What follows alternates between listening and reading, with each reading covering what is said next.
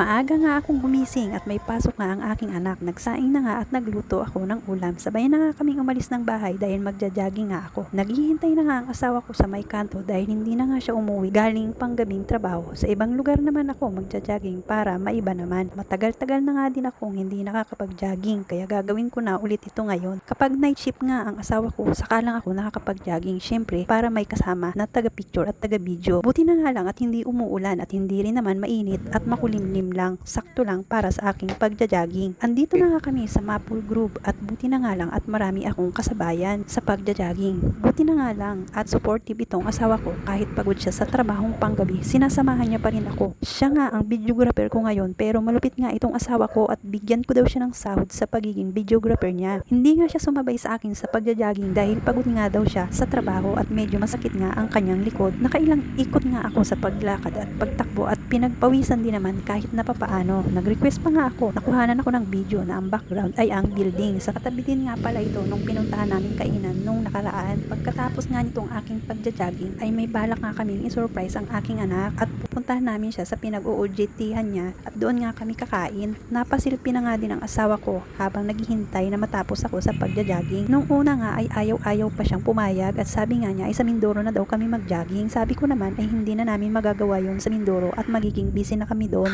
Thank you for watching!